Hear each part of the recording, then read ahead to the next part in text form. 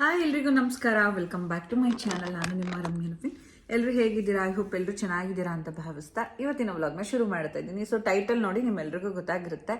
So continuous ಆಗಿ ನಮಗೆ comment ಬರ್ತಾ ಇರುತ್ತೆ. ತುಂಬ ಜನ ಕೇಳ್ತಾ ಇದ್ದಿದ್ದು, ರಮ್ಯಾ EMI ಎಷ್ಟು ಕಟ್ತಾ ಇದ್ದೀರಾ, ಆ್ಯಂಡ್ ಈಗ ನಿಮ್ಮ ಮನೆ ಖರ್ಚು ಮಂತ್ಲಿ ಮೇಂಟೆನೆನ್ಸ್ ಎಷ್ಟು ಖರ್ಚಾಗುತ್ತೆ, ಏನು ಹೇಗೆ ಅಂತ ಅಂದ್ಬಿಟ್ಟು ಸುಮಾರು ಒಂದಷ್ಟು ಕಮೆಂಟ್ಸ್ ಬರ್ತಾ ಇತ್ತು. ನಾವು ಅದನ್ನೆಲ್ಲ ಲಿಸ್ಟ್ ಮಾಡ್ಕೊಂಡಿದ್ದೆ. ಸೊ ಇವತ್ತು ಅದ್ರ ಬಗ್ಗೆನೇ ಮಾತಾಡೋಣ ಅಂತ ಅಂದ್ಬಿಟ್ಟು ಅನ್ಕೊಂಡಿದ್ದೀನಿ. ನಮಗೆ ಸ್ವಂತ ಮನೆಗೆ ಬಂದಾದ್ಮೇಲೆ ಮಂತ್ಲಿ ಎಷ್ಟು ಖರ್ಚಾಗ್ತಾ ಇದೆ, ಎಷ್ಟು ಅಮೌಂಟ್ ಬೇಕಾಗುತ್ತೆ ನಮಗೆ ಮಂತ್ಲಿ ಏನು ಜೀವನ ನಡೆಸೋದಕ್ಕೆ, ಯಾವ್ದ್ಯಾವ್ದಕ್ಕೆ ಎಷ್ಟೆಷ್ಟು ಆಗುತ್ತೆ. ಮೇನಾಗಿ ಕೇಳ್ತಾ ಇದ್ದಿದ್ದು ಕ್ವಶನು EMI ಎಷ್ಟು ಕಟ್ತಾ ಇದ್ದೀರಾ ಮನೆಗೆ ಅಂತ ಅಂದ್ಬಿಟ್ಟು. ಸೊ ಅದಕ್ಕೆಲ್ಲ ಇವತ್ತು ಆನ್ಸರ್ ಮಾಡಬೇಕು ಅಂದ್ಕೊಂಡು ಈ ಒಂದು ಬ್ಲಾಗ್ನ ಶುರು ಮಾಡ್ತಾ ಇದ್ದೀನಿ. ಮತ್ತು ಮನೆ ಕೆಲಸದವರಿಗೆ ಎಷ್ಟು ಸ್ಯಾಲ್ರಿ ಪೇ ಮಾಡ್ತಾ ಇದ್ದೀರಾ, ಯಾವ್ದ್ಯಾವ್ದಕ್ಕೆ ಎಷ್ಟೆಷ್ಟು ಆಗ್ತಾ ಇದೆ ಅನ್ನೋದನ್ನೆಲ್ಲ ನಾನು ಇವತ್ತು ನಿಮ್ಮ ಜೊತೆ ಶೇರ್ ಮಾಡ್ಬೇಕು ಅಂದ್ಕೊಂಡಿದ್ದೀನಿ. ಸೊ ತುಂಬ ಸಪೋರ್ಟ್ ಮಾಡ್ತಾ ಇದ್ದೀರಾ. ಆ್ಯಂಡ್ ಯಾರಾದರೂ ನಮ್ಮ ಚಾನಲ್ನ ಸಬ್ಸ್ಕ್ರೈಬ್ ಮಾಡ್ಕೊಳ್ದೆ ಫಸ್ಟ್ ಟೈಮ್ ನೋಡ್ತಾ ಇದ್ದರೆ ದಯವಿಟ್ಟು ಸಬ್ಸ್ಕ್ರೈಬ್ ಮಾಡ್ಕೊಳ್ಳಿ. ಆ್ಯಂಡ್ ಈ ಒಂದು ವ್ಲಾಗ್ ನಿಮಗೆ ಇಷ್ಟ ಆದರೆ ಒಂದು ಸ್ವಲ್ಪನಾದರೂ ಏನು ನೀವು ಕೇಳ್ತಾ ಇದ್ದಿದ್ದ ಪ್ರಶ್ನೆಗಳಿಗೆ ನಾವು ಉತ್ತರ ಕೊಟ್ಟಿದ್ದೀವಿ ಅಂತ ನಿಮಗೆ ಅನಿಸಿದ್ರೆ ಲೈಕ್ ಮಾಡಿ, ಕಮೆಂಟ್ ಮಾಡಿ, ಶೇರ್ ಮಾಡಿ, ಆಯಿತಾ? ಎಸ್, ಮೊದಲನೇದಾಗಿ ನಮಗೆ ಮಂತ್ಲಿ ಗ್ರಾಸರಿ ಅನ್ನೋದು ಹಳೆ ಮನೇಲಿ ಇದ್ರೂ ಬೇಕಾಗುತ್ತೆ, ಹೊಸ ಮನೇಲಿ ಇದ್ರೂ ಬೇಕಾಗುತ್ತೆ. ಸೊ ಗ್ರಾಸರಿ ಅಂದರೆ ನಾನಿಲ್ಲಿ ಏನು ಹೇಳೋದಕ್ಕೆ ಇಷ್ಟಪಡ್ತೀನಿ ಅಂದರೆ ದಿನಸಿ ಸಾಮಾನು ಜೊತೆಗೆ ಎಲ್ಲವನ್ನು ಇನ್ಕ್ಲೂಡ್ ಮಾಡ್ತೀನಿ. ಏನೇನು ಇನ್ಕ್ಲೂಡ್ ಆಗಿರುತ್ತೆ ನವೀನ್? ಗ್ಯಾಸು, ಸಿಲಿಂಡರ್, ಮತ್ತು ಈಗ ವೆಜಿಟೇಬಲ್ಸು, ಫ್ರೂಟ್ಸು, ಮತ್ತು ಡ್ರೈ ಫ್ರೂಟ್ಸು ಅಂತ ತಗೊತೀವಿ. ಮತ್ತು ಇನ್ನು ನಾನ್ ವೆಜ್ ಅದನ್ನು ಇದಕ್ಕೆ ಸೇರಿಸ್ಕೊಂಡ್ರೆ ನಮಗೆ ಮಂತ್ಲಿ ಅರೌಂಡ್ ಎಷ್ಟು ಬೀಳ್ಬೋದು. ಯಾಕಂದರೆ ಪ್ರತಿಯೊಂದನ್ನು ನಾನಂತೂ ಏನನ್ನೂ ತರೋದಕ್ಕೆ ಹೋಗಲ್ಲ, ನಾನು ಲಿಸ್ಟ್ ಮಾಡಿ ಕೊಟ್ಬಿಡ್ತೀನಿ, ಇವ್ರು ಹೋಗಿ ತೊಗೊಂಡು ಬರ್ತಾರೆ. ಅದನ್ನೇ ನಾನ್ ವೆಜ್ ಎಲ್ಲ ಇದಕ್ಕೆ ಆ್ಯಡ್ ಮಾಡಿಕೊಂಡ್ರೆ ಒಂದು 8,000 to 9,000, 8,000 to 9,000 ನಮಗೆ ಮನೆ ದಿನಸಿ ಸಾಮಾನಿಂದ ಹಿಡ್ದು, ಫ್ರೂಟ್ಸಿಂದ ಹಿಡ್ದು, ವೆಜಿಟೇಬಲ್ಸಿಂದ ಹಿಡ್ದು, ನಾನ್ ವೆಜ್, ನಾವು ನಾನ್ ವೆಜಿಟೇರಿಯನ್ಸ್ ಆಗಿರೋದ್ರಿಂದ ವಾರದಲ್ಲಿ ಕೆಲವು ಸಲ 3 ಸಲನೂ ಆಗಿಬಿಡುತ್ತೆ, ಕೆಲವು ಸಲ 2 ಸಲ. ಹೀಗಾಗಿ ನಮಗೆ ನಾನ್ ವೆಜ್ ಇರಲೇಬೇಕು, ಅವಾಗವಾಗ ಮಾಡ್ಕೊತಾ ಇರ್ತೀವಿ. ಜೊತೆಗೆ ಈಗ ನನ್ನ ಪ್ರೆಗ್ನೆನ್ಸಿಯಲ್ಲಿ ಜಾಸ್ತಿ ವೆಜಿಟೇಬಲ್ಸು ಮತ್ತು ಫ್ರೂಟ್ಸು ಜಾಸ್ತಿ ನಮಗೆ ಖರ್ಚು ಬೀಳೋದು. ಸೊ ಅದನ್ನೆಲ್ಲ ಇನ್ಕ್ಲೂಡ್ ಮಾಡಿಕೊಂಡ್ರೆ ನಮಗೆ 8,000 to 9,000 ಅದಕ್ಕೇ ಆಗುತ್ತೆ. ಅಂದರೆ ಅದರಲ್ಲಿ ನಾನು ಡ್ರೈ ಫ್ರೂಟ್ಸ್ನು ಇನ್ಕ್ಲೂಡ್ ಮಾಡ್ಕೊಂಡಿದ್ದೀನಿ. ಫ್ರೂಟ್ಸು, ವೆಜಿಟೇಬಲ್ಸು, ಮನೆಗೆ ದಿನಸಿ ಅಂದರೆ ನಮಗೆ ರೈಸ್ ನಾವು ಕೊಂಡ್ಕೊಳ್ಳೋದಿಲ್ಲ, ಅಕ್ಕಿನ ನಾವು ಕೊಂಡ್ಕೊಳ್ಳೋದಿಲ್ಲ, ಅದನ್ನ ಊರಿಂದ ತರ್ತೀವಿ ನಾವು ರೈಸ್ನ. ಸೊ ಯಾಕೆಂದ್ರೆ ಏನಾಗುತ್ತೆ ಅಂದ್ರೆ ಇಲ್ಲಿ ನಮಗೆ ಅಡ್ಜಸ್ಟ್ ಆಗಲ್ಲ ಈ ರೈಸು, ಅಂಗಡಿಯಿಂದ ಪರ್ಚೇಸ್ ಮಾಡೋ ರೈಸು. ಅದು ಟಿಫನ್ಗೆ ಯೂಸ್ ಆಗುತ್ತೆ. ಅನ್ನೋದು ಕೆಲವೊಂದ್ಸಲ ನಾವು ಕೆಲವೊಂದ್ಸಲ ಏನಾಗುತ್ತೆ, ನಾವು ಟಿಫನ್ಗೆಲ್ಲ ಇಲ್ಲಿ ರೈಸ್ನ ಯೂಸ್ ಮಾಡ್ತೀವಿ, ಅಂಗಡಿಯಿಂದ ತರೋದು. ಬ್ರೇಕ್ಫಾಸ್ಟ್ ಮಾಡ್ಕೊಳ್ಳೋಕ್ಕೆ ಈಗ ಬಾತ್, ಚಿತ್ರಾನ್ನ ಆ ಥರದಕ್ಕೆಲ್ಲ ನಾವು ಹೊರಗಡೆ ಅಂಗಡಿಯಿಂದ ತೊಗೊಬರೋವಂಥ ರೈಸ್ನ ಯೂಸ್ ಮಾಡ್ಕೋಬೋದು. ಬಟ್ ಅನ್ನ ಸಾಂಬಾರು ಅಂತ ಬಂದಾಗ ಅನ್ನಕ್ಕೂ ಸಾಂಬಾರ್ಗೂ ಅದು ನಮ್ಗೆ ಆ ಟೇಸ್ಟೇ ಸಿಗೋದಿಲ್ಲ, ಅದು ಅಭ್ಯಾಸ ಆಗ್ಬಿಟ್ಟಿದೆಯಲ್ಲ. ಅಂದರೆ ನಮ್ಮ ಜಮೀನಲ್ಲಿ ಬೆಳೆದಿರೋ ಅಂಥ ಅಕ್ಕಿನ ತಿಂದು. ಸೊ ನಮಗೆ ರೈಸ್ದು ಕಡಿಮೆ ಆಗುತ್ತೆ. ಅದು ರೆಗ್ಯುಲರ್ ಆಗಿ ಆ ಥರ ಮಾಡಲ್ಲ ನಾವು, ಯಾಕೆಂದ್ರೆ ಈಗ ಕೆಲವೊಂದು ಸಲ ತರೋ ರೈಸ್ ನಮ್ದು ಟಿಫನ್ಗೂ ಚೆನ್ನಾಗಿ ಆಗ್ಬಿಡುತ್ತೆ. ಈ ಸಲ ನಮ್ದು ಏನಾಗ್ಬಿಟ್ಟಿದೆ ಅಂದ್ರೆ ಹಳೆ ರೈಸ್ ಖಾಲಿಯಾಗಿ ಅಂದ್ರೆ ಹೊಸ ಅಕ್ಕಿ ಅಂತ ಹೇಳ್ತೀವಲ್ಲ, ಹಳೆ ಭತ್ತನ ಈಗ ಲಾಸ್ಟ್ ಇಯರ್ ಭತ್ತನ ಈ ವರ್ಷ ಬಿಡಿಸಿ ನಾವು ಊಟ ಮಾಡಿದ್ರೆ ಚೆನ್ನಾಗಾಗುತ್ತೆ. ಸೊ ಈ ವರ್ಷದ ಭತ್ತನ ಇವಾಗಲೇ ರೈಸ್ ಮಾಡಿಕೊಂಡು ಆಗ ಟಿಫನ್ಗೆಲ್ಲ ಅಷ್ಟೊಂದು ಅಂದ್ರೆ ಅನ್ನನ ಬಸ್ತು ಮಾಡಿದ್ರೆ ಅದು ಉದುದ್ರಾಗ ಆಗುತ್ತೆ. ನಾವೇನಾದ್ರೂ ಕುಕ್ಕರಲ್ಲಿ ಕುಗ್ಸಿದಾಗ ಅದು ಅಷ್ಟೊಂದು ಇದಾಗಲ್ಲ. ಸೊ ಬ್ರೇಕ್ಫಾಸ್ಟ್ ಬೇರೆ ರೈಸ್ನ ತಗೊಂತೀವಿ. ಕೆಲವೊಂದ್ಸಲ ಹಳೆ ಅಕ್ಕಿ ಆಗಿದ್ರೆ ಅದು ಬ್ರೇಕ್ಫಾಸ್ಟ್ಗೂ ತುಂಬಾನೇ ಚೆನ್ನಾಗಾಗುತ್ತೆ. ಸೊ ನಾವು ರೈಸ್ನ ಕನ್ಸಿಡರ್ ಮಾಡೋ ಆಗಿಲ್ಲ, ಯಾಕಂದ್ರೆ ಒಂದು 25 kg ಒಂದು ಬ್ಯಾಗ್ ತಗೊಂಡ್ ಬಂದ್ರೆ ಏನಾದ್ರೂ ಇನ್ ಕೇಸ್ ನಾವು ಬ್ರೇಕ್ಫಾಸ್ಟ್ ಅದೇ ಸುಮಾರು ದಿನ ಆಗುತ್ತೆ. ಸೊ ರೈಸ್ ನಾನು ಇಲ್ಲಿ ಇನ್ಕ್ಲೂಡ್ ಮಾಡಿಲ್ಲ, ನಮ್ಗೆ ಜಮೀನ್ ಇರೋದ್ರಿಂದ ನಾವು ಊರಿಂದ ರೈಸ್ ತಗೊಂಡ್ ಬರ್ತೀವಿ. ಇನ್ನು ಖಾರದ ಪುಡಿನೂ ಅಷ್ಟೇ. ಖಾರದ ಪುಡಿ ಎಲ್ಲ ನಾನು ಬಿಡಿಸೋ ಅಂಥದ್ದೆಲ್ಲ ಸೀನ್ ಇಲ್ಲ, ನಾನು ಖಾರದ ಪುಡಿ ಎಲ್ಲ ಬಿಡ್ಸೋದಿಕ್ ನನ್ಗೆ ಗೊತ್ತೇ ಇಲ್ಲ. ಸೊ ಹಾಗಾಗಿ ಖಾರದ ಪುಡಿ ಬೇಕು ಅಂದ್ರೆ ನಾನು ನಮ್ಮ ಅಮ್ಮನ ಮನೆ ಇಸ್ಕೊತೀನಿ, ಇಲ್ಲ ನಮ್ಮ ಅತ್ತೆ ಹತ್ರ ಇಸ್ಕೊತೀನಿ. ಸೊ ಹಾಗಾಗಿ ನನಗೆ ಖಾರದ ಪುಡಿ ಖರ್ಚು ಕೂಡ ಒಂದು ಕ್ವಶನ್ಸ್ ಇದೆ. ಈಗ ನಮ್ಮ ಜನರೇಷನ್ ಅವರೆಲ್ಲ ಈಗ ಖಾರದ ಪುಡಿನ ಹೇಗ್ ಬಿಡಿಸ್ಬೇಕು ಅನ್ನೋ ಐಡಿಯಾನೂ ಇರಲ್ಲ. ಅಲ್ಲ, ನನಗೂ ಗೊತ್ತಿಲ್ಲ, ನಮ್ಮ ಜನರೇಷನ್ ಅವ್ರಿಗೆ ಸ್ವಲ್ಪ ಜನ ಗೊತ್ತಿರುತ್ತೆ. ಅದು ಮುಂದೆ ಹೋಯ್ತಾ ಈಗ ಎಲ್ಲ ಅಂಗಡಿ ರೆಡಿಮೇಡಿಗೆನೆ ಅಡ್ಜಸ್ಟ್ ಆಗ್ಬಿಡ್ತೀವಿ. ಅದೇನೋ ಟೇಸ್ಟೇ ಬರಲ್ಲ ಸಾಂಬಾರು. ಹೊರಗಡೆ ರೆಡಿಮೇಡ್ ತಗೊಂಡ್ ಬಂದು ನಾವು ಸಾಂಬಾರ್ ಮಾಡ್ಕೊಳ್ಳೋದಿದೆಯಲ್ಲ ಖಾರದ ಪುಡಿ ತಂದು, ಅದು ಅಮ್ಮ ಮಾಡಿದ ಖಾರದ ಪುಡಿಲಿ ಸಾಂಬಾರ್ ಮಾಡೋದಕ್ಕೂ ಹೊರಗಡೆ ಚೆನ್ನಾಗಿರಲ್ಲ. ಸೊ ಈಗ ಮೇನ್ ಗ್ರಾಸರೀಸ್, ದಿನಸಿ ಮತ್ತೆ vegetables, fruits, dry fruits, non veg, cylinder ಇಷ್ಟು ಇನ್ಕ್ಲೂಡ್ ಆದ್ರೆ ನಮಗೆ 8,000 ರಿಂದ 9,000 ತಿಂಗಳಿಗೆ ಬೇಕಾಗುತ್ತೆ. ನಾನ್ ವೆಜ್ ಜಾಸ್ತಿ ಆಗ್ಬಿಟ್ರೆ 10,000 ಆಗ್ಬಿಡುತ್ತೆ. ಸೊ ಗ್ರಾಸರೀಸ್ ಬಗ್ಗೆ ಹೇಳಿದಾಯ್ತು ಆಯ್ತಾ. ಗ್ರಾಸರೀಸ್ ಫಸ್ಟ್ ನಮ್ಗೆ ಎಷ್ಟು ಬೀಳುತ್ತೆ, ಆಮೇಲೆ ಸಿಲಿಂಡರ್ ಅಷ್ಟೇ. ನನಗೆ ಒಂದು ಸಿಲಿಂಡರ್ ಫುಲ್ ಏನು 1 ಮಂತ್ಗೇನೆ ಆಗಲ್ಲ, 1.5 ಮಂತ್ ಆ ತರ ಬರುತ್ತೆ, 2 months ವರ್ಗು. ಮನೆಗೆ ಹೋಗಲ್ಲ, ರೆಗ್ಯುಲರ್ ಆಗಿ ನಾವು ಇಲ್ಲೇ ಇರೋದ್ರಿಂದ ಸೊ 1 ತಿಂಗಳು 1.5 ತಿಂಗಳು ಬರ್ತಾ ಇದೆ. 1.5 ತಿಂಗಳು ಆಲ್ರೆಡಿ 1 ಸಿಲಿಂಡರ್ ಖಾಲಿ ಮಾಡಿದೀವಿ. ಹೇಳ್ಬೇಕಂದ್ರೆ ನಾನಂತೂ ಹಳೆ ಮನೇಲಿ ಇದ್ದಾಗ ಆಗ ಪ್ರೆಗ್ನೆನ್ಸಿ ಅನ್ಕೊಂಡು ಅಡ್ಗೆನೇ ಮಾಡಿರ್ಲಿಲ್ವಲ್ಲ, ಆಗಂತೂ ಫುಲ್ ಆ ಸಿಲಿಂಡ್ರೆ ಖಾಲಿ ಆಗಿರ್ಲಿಲ್ಲ. ಅಮ್ಮನ ಮನೇಲೆ ಇರ್ತಿದ್ನಲ್ಲ. ರೆಗ್ಯುಲರ್ ಆಗಿ ಯಾವ ಹಬ್ಬದಿಂದ ಬಂದಿದ್ದು, ಗೃಹ ಪ್ರವೇಶ ಆದ್ಮೇಲೆ ಸ್ವಲ್ಪ ಕೆಲಸ ಇತ್ತು ನಮ್ಮನೆ, ಅದನ್ನ ಮುಗಿಸ್ಕೊಂಡು ಗೌರಿ ಗಣೇಶ ಹಬ್ಬ ಆದ್ಮೇಲೆ ಬಂದ್ವಿ. ಅಲ್ಲಿಂದ ಇಲ್ಲಿಗೆ 1 ಸಿಲಿಂಡರ್ ಖಾಲಿಯಾಗಿ 2ನೇ ಸಿಲಿಂಡರ್ ಆಗಿದೆ. ಆಯ್ತಿರ. ಸೊ ನೆಕ್ಸ್ಟ್ ಏನಂತ ಅಂದ್ರೆ ನಮಗೆ ಮಂತ್ಲಿ ಬೀಳೋ ಅಂತ ಖರ್ಚು ಬಂದು ಪೆಟ್ರೋಲು ಮತ್ತೆ ಡೀಸೆಲ್. ಪೆಟ್ರೋಲು ಡೀಸೆಲ್ ನನಗೆ ಹೊಟ್ಟೆ ಉರಿತಿರುತ್ತೆ ಫ್ರೆಂಡ್ಸ್ ಪ್ರತಿ ಸಲ. ಪ್ರತಿಯೊಬ್ಬರು ಒಂದ್ ಕಡೆಯಿಂದ ಇನ್ನೊಂದ್ ಕಡೆಗೆ ಹೋಗ್ಬೇಕು ಅಂದ್ರೆ ಡಿಪೆಂಡ್ಸ್ ಆಗದೆ ವೆಹಿಕಲ್ ಮೇಲೆ ಡಿಪೆಂಡ್ ಆಗ್ಬೇಕು. ಸೊ ಹಾಗಾಗಿ ನಾನ್ ಮೊದ್ಲು ವರ್ಕ್ಗೆ ಹೋಗ್ಬೇಕಾದ್ರೆ ಇದಕ್ಕೆ ನೀನು ಕಾಮೆಂಟ್ ಮಾಡ್ತಾರೆ, ಎಲೆಕ್ಟ್ರಿಕ್ ವೆಹಿಕಲ್ ತಗೊಂಡ್ಬಿಡಿ ರಮ್ಯ ಅವರೇ ಅಂತ. ಆದ್ರೆ ಆ ವಿಚಾರವಾಗಿ ಹೇಳ್ತಾರೆ. ನಾನು ಬುಲೆಟ್ನೇ ಈಗ ನಿನ್ನೆಗೆ 2 ವರ್ಷ ಆಯ್ತು ನನಗೆ ರಮ್ಯ ಬುಲೆಟ್ ಕೊಡಿಸಿ. 7,000 ಕಿಲೋಮೀಟರ್ ಓಡಿದೆ. 2 ವರ್ಷಕ್ಕೆ. ಅವ್ರು ತೆಗಿಯೋದೇ ಇಲ್ಲ. ಅವ್ರಿಗೆ ಗಾಡಿ ಅಂದ್ರೇನೆ ಇಷ್ಟ ಆಗಲ್ಲ, ಕಾರ್ ಯಾವಾಗ್ಲೂ ಕಾರಲ್ಲಿ ಓಡಾಡೋದಕ್ಕೆ ಇಷ್ಟಪಡ್ತಾರೆ.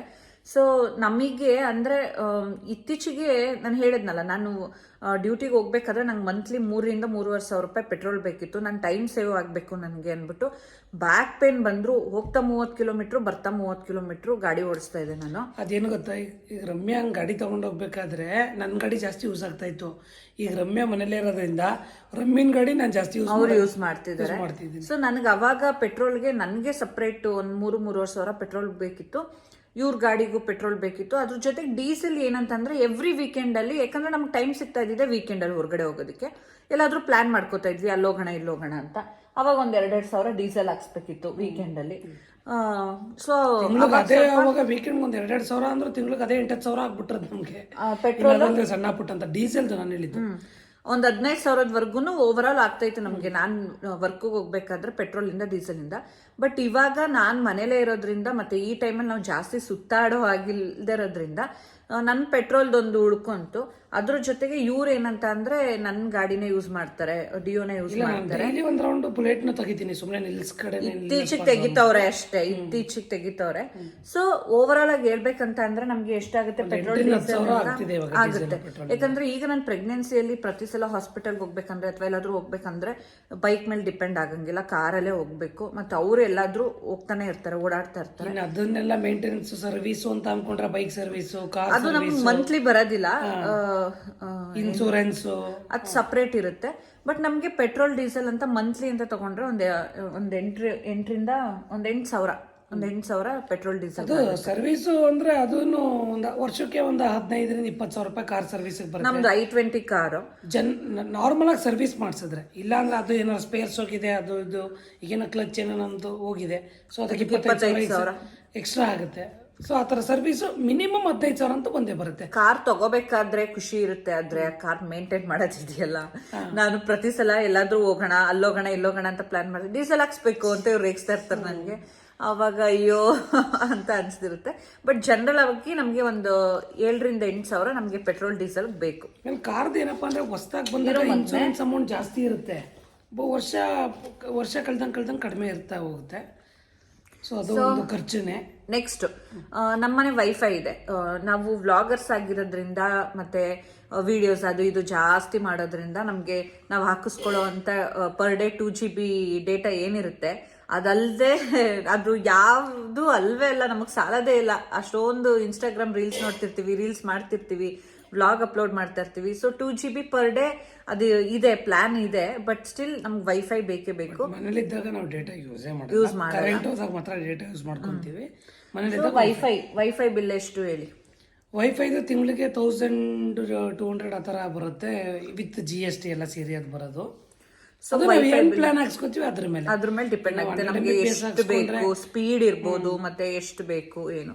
100 MBPS ಎಲ್ಲ 589 600 ಆ ಥರ ಇದೆ. ನಾವು ಸ್ವಲ್ಪ ಜಾಸ್ತಿ ಬೇಕು ಅಂದರೆ ನಮ್ಮದು 1200 ಆ ಥರ ಆಗುತ್ತೆ. ನೆಕ್ಸ್ಟ್ ಬಂದು ಕೇಬಲ್ ಬಿಲ್.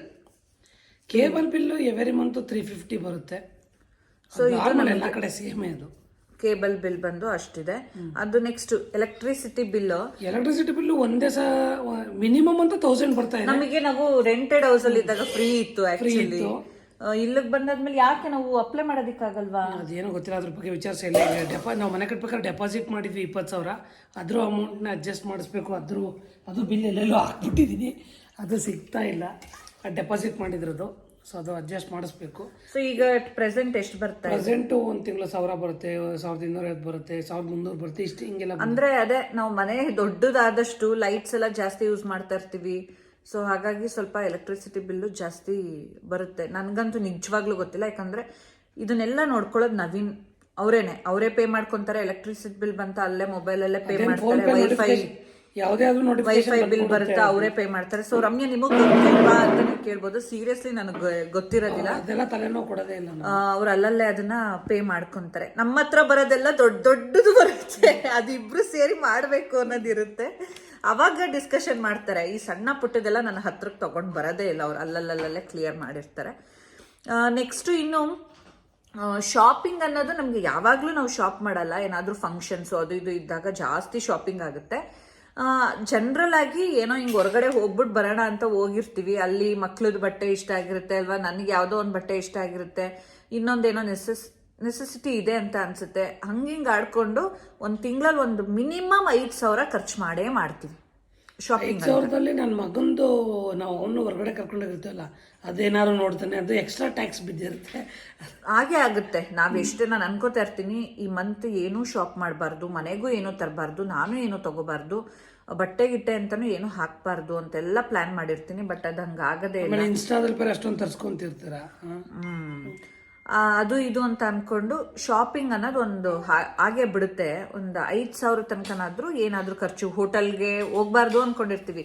ನಾವೇನು ಒಂದು 5 ಸ್ಟಾರ್ ಹೋಟೆಲ್ಗೆ ಯಾವಾಗ್ಲೂ ಹೋಗ್ತೀವಿ ಅಂತ ಇಲ್ಲ. ನಮ್ಗೆ ಇಷ್ಟ ಆಗೋದು ಫಾಸ್ಟ್ ಫುಡ್ ಅಲ್ಲಿ ಸಿಕ್ಕಿದ್ರು ತಗೊಂಡ್ ತಿಂತೀವಿ. ಕೆಲವು ಸಲ ಇಲ್ಲ, ಹೋಟೆಲ್ಗೆ ಹೋಗ್ಲೇಬೇಕು ಅಂತ ಅನ್ಸ್ತಿದೆ, ಅಲ್ಲೋಗಿ ಊಟ ಮಾಡ್ಲೇಬೇಕು ಅಂತ ಅನ್ಸ್ತಿದೆ ಅಂತ ಹೋಗ್ತೀವಿ. ಏನ್ ಗೊತ್ತಾ, ಯಾವುದೇ ಹೋಟೆಲ್ ಆದ್ರೂ ನಾವು ಕುತ್ಕೊಂಡು ತಿನ್ನೋ ಜಾಗಕ್ಕಷ್ಟೇ ದುಡ್ಡು ಅಲ್ವಾ. ಈಗ ನಾವು ಫುಟ್ಪಾತಲ್ಲಿ ತಿಂದ್ರೆ ಕ್ವಾಲಿಟಿನೂ ಹಂಗೆ. ಅವರು ಈಗ ಎಲ್ಲೋದ್ರೂ ನೋಡಬೇಕು. ಈಗ ನೀವು ಇನ್ಸ್ಟಾದಲ್ಲೆಲ್ಲ ತುಂಬ ರೋಡ್ ಸೈಡ್ ಹೋಟೆಲ್ಗಳೇ ಎಷ್ಟೊಂದು ಫೇಮಸ್ ಆಗಿ ಎಷ್ಟೊಂದು ಜನಗಳು ಬಂದಿರೋ ಅಂಥದ್ದು ಇದೆ. ಬಟ್ ಕೆಲವು ಸಲ ನಮಗೆ ಹೋಟೆಲ್ಗೆ ಹೋಗ್ಬೇಕು, ಇನ್ನು ಆನಿವರ್ಸರಿ, ಬರ್ಡೇ ಅದು ಇದು ಅಂತ ಇದ್ದಾಗೆಲ್ಲ ಅಂದ್ರೆ ಸಿಕ್ಕಾಪಟ್ಟೆ ಜಾಸ್ತಿ ಆಗ್ಬಿಡುತ್ತೆ ಬಿಡಿ ಖರ್ಚು. ಅವಾಗ ತಿಂಗಳಿಗೆ ಒಂದು 10,000 ಎಕ್ಸ್ಟ್ರಾ ಬಂದ್ಬಿಡುತ್ತೆ. ನಾನು ಹೇಳ್ತಾ ಇರೋದು ಆ ಥರ ಏನು ಇಲ್ಲ ಅಂದ್ರೂ ನಾವು ಒಂದು 5,000 ಏನಕ್ಕಾದ್ರೂ ಖರ್ಚು ಮಾಡೇ ಮಾಡ್ತೀವಿ. ಅದು ನನ್ನ ಬಜೆಟ್ ಪ್ಲಾನಲ್ಲಿ ಇನ್ಕ್ಲೂಡ್ ಆಗಿರುತ್ತೆ. ನನಗೆ ಗೊತ್ತು, ಒಂದು ಮಕ್ಳಿಗೆ ಬಟ್ಟೆ ತೊಗೊಳೋದು ಹೇಳಿದ್ನಲ್ಲ, ಯಾವುದಾದ್ರೂ ಒಂದು, ಅಥವಾ ನಾವು ಹೊರಗಡೆ ಹೋಗಿ ಏನಾದ್ರು ಸುತ್ತಾಡ್ಕೊಂಡು ಬಂದಿರೋದು, ಹಂಗೊಂದು 5,000 ಖರ್ಚಾಗೇ ಬಿಡುತ್ತೆ. ಇನ್ನು ನೆಕ್ಸ್ಟ್ ಬಂದು ಹೌಸ್ ಕೀಪಿಂಗ್. ಅಂದರೆ ಮನೆ ಕೆಲಸದವರಿಗೆ ನಾವು ಅಂದರೆ ನಾನು ಹಳೆ ಮನೇಲಿ ರೆಂಟೆಡ್ ಹೌಸಲ್ಲಿ ಇದ್ದಾಗ ನಾವು ಮನೆ ಕೆಲಸದವ್ರು ಅಂತ ಏನು ಇರಿಸ್ಕೊಂಡಿರ್ಲಿಲ್ಲ. ಅವಾಗ ಏನಾದರೂ ವಿಶೇಷ ದಿನ ಇದ್ದಾಗ ಕರ್ಸ್ಕೊಂಡು ಕ್ಲೀನ್ ಮಾಡಿಸ್ಕೊತಾ ಇದ್ವಿ ಅಷ್ಟೇ. ಬಟ್ ಇವಾಗ ನಮಗೆ ರೆಗ್ಯುಲರ್ ಆಗಿ ಬರ್ತಾರೆ. ಸೊ ಅವರಿಗೆ ನಾವು ಪೇ ಮಾಡ್ತಿರೋವಂಥದ್ದು ಮಂತ್ಲಿ 3,500, 3,500. ಸೊ ನಾವಿದನ್ನ ಅಂದರೆ ಇಲ್ಲೆಲ್ಲ ಸುತ್ತಮುತ್ತ ಎಲ್ಲ ಯಾವ ಥರ ಕೊಡ್ತಾ ಇದ್ದಾರೆ ಆ್ಯಂಡ್ ಅವ್ರು ಮಾಡೋ ಕೆಲಸಕ್ಕೆ ಎಷ್ಟು ಕೊಡ್ಬೋದು ಏನೋ ಅನ್ನೋದನ್ನೆಲ್ಲ ಕ್ಯಾಲ್ಕುಲೇಷನ್ ಮಾಡಿ ಅವರು ಆ್ಯಕ್ಚುಲಿ ಪ್ರತಿಯೊಬ್ಬರು ಓನರು ಕೂಡ ಇನ್ನೂ ಕಡಿಮೆಗೇನೆ ಕೇಳ್ತಾರೆ. ಹಾಗೆ ಅವ್ರದ್ದು ಏನು ಇದೆ, ಎಷ್ಟಕ್ಕೆ ಅವರು ಕೆಲಸ ಮಾಡ್ತಾರೆ ಅಂತ ಅವ್ರು ಹೇಳಿದಾಗ ನಾವು ಆಬ್ವಿಯಸ್ಲಿ ಒಪ್ಕೊಳ್ಳೇಬೇಕಾಗುತ್ತೆ. ಆ್ಯಂಡ್ 3.5 ಈಗ ನಾವು ಅವ್ರಿಗೆ ಪ್ರೆಸೆಂಟ್ ಕೊಡ್ತಿರೋವಂಥದ್ದು. ನೆಕ್ಸ್ಟ್ ಕ್ವಶನ್ ಬರೋವಂಥದ್ದು, ಮನೆ EMI ಎಷ್ಟು ಅಂತ ಅಂದ್ಬಿಟ್ಟು. ದೊಡ್ಡ ಖರ್ಚು ಅಂತ ಇರೋದು. ಖರ್ಚು ಅನ್ನೋದಕ್ಕಿಂತ ಹೆಚ್ಚಾಗಿ ಇದು ಮನೆ ಕಟ್ಕೊಂಡಿದ್ದೀವಿ, ಅದಕ್ಕೆ EMI ಬರುತ್ತೆ. ಸೊ ಇದು ತುಂಬ ದಿನದಿಂದ ಕೇಳ್ತಾ ಇದ್ರು. ನಾನು ಹೇಳಿರಲಿಲ್ಲ ನಾವು EMI ಪರ್ಟಿಕ್ಯುಲರ್ ಆಗಿ ಇಷ್ಟೇ ಅಮೌಂಟನ್ನ ಕಟ್ತಾ ಇದ್ದೀವಿ ಅಂತ ಅಂದ್ಬಿಟ್ಟು. ನಮ್ಮ ಮನೆ ಮಂತ್ಲಿ EMI ಎಷ್ಟು ಕಟ್ಟಬೇಕಾಗುತ್ತೆ ನಾವು ಅಂದರೆ 48K, 48,000 ನಾವು EMIನ ಕಟ್ಟಬೇಕಾಗುತ್ತೆ. ಸೊ ಇದು ನಾನು ಶೇರ್ ಮಾಡ್ಕೊಂಡಿರಲಿಲ್ಲ. ತುಂಬ ಜನ ರಿಪೀಟೆಡ್ ಆಗಿ ಕೇಳ್ತಾ ಇದ್ರು EMI ಎಷ್ಟು ಕಟ್ತಾ ಇದ್ದೀರಾ ಅಂತ. ಸೊ ಮನೆ ದೊಡ್ಡದಿದೆ ಅಂದರೆ ಸಾಲನೂ ದೊಡ್ಡದಿರುತ್ತೆ, EMI ಕೂಡ ಅಷ್ಟೇ ದೊಡ್ಡದಿರುತ್ತೆ. ನಾವು ಈ ಮುಂಚೆ ರೆಂಟ್ ಕಟ್ತಾ ಇದ್ವಿ. ಆ ರೆಂಟ್ ನಮಗೆ ಹತ್ತತ್ರ ಒಂದು 12,000 ಇರ್ತಾಯಿತ್ತು, 11,500, 12,000 ಇರ್ತಾಯಿತ್ತು.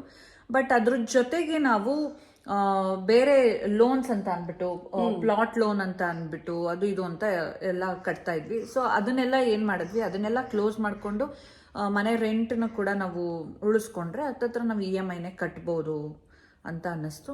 ಹಾಗಾಗಿ ಇದನ್ನ ನಾನು ನಿಮ್ಮ ಜೊತೆ ಶೇರ್ ಮಾಡ್ಕೊಂಡೆ. ನಮಗೆ ಮಂತ್ಲಿ ಈಗ ಹೇಳಿದ್ನಲ್ಲ, ಗ್ರಾಸರೀಸ್ ಇರ್ಬೋದು, ಶಾಪಿಂಗ್ ಇರ್ಬೋದು, ಮತ್ತೆ electricity bill, wifi bill, cable, ಇದ್ರ ಎಲ್ಲದ್ರ ಜೊತೆಗೆ ಮನೆ ಕೆಲಸದವರಿಗೆ ಸ್ಯಾಲ್ರಿ ಇರ್ಬೋದು, ಇದನ್ನೆಲ್ಲ ಕೊಟ್ಟು ಜೊತೆಗೆ 48,000 EMIನ ಕಟ್ಟಬೇಕು. ಸೊ ಜನ ಮನೆ ಕಟ್ಬಿಟ್ರು ಅಂತ ಅಂದರೆ ಅವ್ರಿಗೇನು ಅನ್ನೋ ಥರ ಇಲ್ಲ. ಅದರಿಂದ ಎಷ್ಟು ಶ್ರಮ ಇರುತ್ತೆ. ಮಂತ್ಲಿ ಇಷ್ಟು EMI ನಾವು ಮನೆ ಮೇಂಟೆನೆನ್ಸಲ್ಲಿ ಬೇಕಾದರೆ ಹಾಗೆ ಮಾಡಿ ಖರ್ಚು ಕಡಿಮೆ ಮಾಡ್ಕೋಬೋದು. ಬಟ್ EMI ಅಂತ ಬಂದಾಗ ಅಷ್ಟು ಕಟ್ಟಲೇಬೇಕಾಗುತ್ತೆ. ಸೊ ಇದಿಷ್ಟು ನಮಗೆ ಸ್ವಂತ ಮನೆ ಆದಮೇಲೆ ನಾವು ಮಂತ್ಲಿ ಖರ್ಚು ಮಾಡ್ತಿರೋವಂಥದ್ದು. ನಮಗೆ ಮಂತ್ಲಿ ಇಷ್ಟು ಬೇಕೇ ಬೇಕು ನಮ್ಮ ಜೀವನ ನಡಿಬೇಕು ಅಂತ. ಆಮೇಲೆ ಏನಪ್ಪಾ ಅಂತ ಹೇಳಿದ್ರೆ ನಾವು ಮನೆಯೆಲ್ಲ ಕಂಪ್ಲೀಟ್ ಆದ್ಮೇಲೆ EMI ಸ್ಟಾರ್ಟ್ ಮಾಡಿಸಿದ್ದು. ಹೌದು, ಅಲ್ಲಿವರೆಗೂ ಹೋಗ್ತಾ ಇದ್ದಿದ್ದು ಇಂಟ್ರೆಸ್ಟ್ ಮಾತ್ರ. ಸೊ ಅದ್ರಲ್ಲೂ ಈಗ ನಮ್ಗೆ ಏನು ಈಗ ನಾವು EMI ಕಟ್ತಾ ಇದೀವಿ, ಅದ್ರಲ್ಲೂ ಒಂದಷ್ಟು ಪಾರ್ಟ್ ಅಷ್ಟೇ ಅಸಲಾಗಿರುತ್ತೆ, ಇನ್ ಮಿಕ್ಕಿದ್ದೆಲ್ಲ ಇಂಟ್ರೆಸ್ಟ್ ಅಮೌಂಟ್ ಆಗಿದೆ. ರೆಡ್ಯೂಸ್ ಇಂಟ್ರೆಸ್ಟ್ ಆಗಿರೋದ್ರಿಂದ ಮ್ಯಾಕ್ಸಿಮಮ್ ಕೆಲವೊಂದಷ್ಟು ವರ್ಷಗಳು ಇಂಟ್ರೆಸ್ಟೇ ರೆಡ್ಯೂಸ್ ಆಗ್ತಾ ಹೋಗುತ್ತೆ. ಸೊ ಹಾಗಾಗಿ ಇವತ್ತಿನ ಜನ್ರೇಷನ್ ಅಲ್ಲಿ ಒಂದು ಮನೆ ಕಟ್ಕೋಬೇಕು, ಅದರಲ್ಲೂ ನಾವು ಎಕ್ಸ್ಪೆಕ್ಟ್ ಮಾಡ್ದಂಗೆ ಒಂದು ಸುಂದರವಾದಂಥ ಮನೆ ಕಟ್ಕೊಬೇಕು, ಹೀಗೆ ಕಟ್ಕೋಬೇಕು ಅಂತಂದ್ರೆ ವಿತೌಟ್ ಲೋನ್ ಸ್ವಲ್ಪ ಕಷ್ಟ ಆಗುತ್ತೆ. ಆ್ಯಂಡ್ ನಮಗೂ ಅಷ್ಟೇ. ಅದು ಏನಂತ ಅಂದರೆ ಹಂಗಂತ ಅಂದ್ಬಿಟ್ಟು ದೊಡ್ಡದಾಗಿ ಆಸೆನೇ ಪಡಬಾರ್ದು. ಜೀವನದಲ್ಲಿ ಕಂಫರ್ಟ್ ಝೋನಲ್ಲಿ ನನ್ಗೆ ಯಾಕೆ ಬೇಕಪ್ಪ 48,000 50,000 EMI ಕಟ್ಕೊಂಡು ಜೀವನ ಮಾಡೋ ಅಂಥದ್ದು ಬೇಡ ಅಂತ ಕೆಲವ್ರು ಯೋಚನೆ ಮಾಡೋ.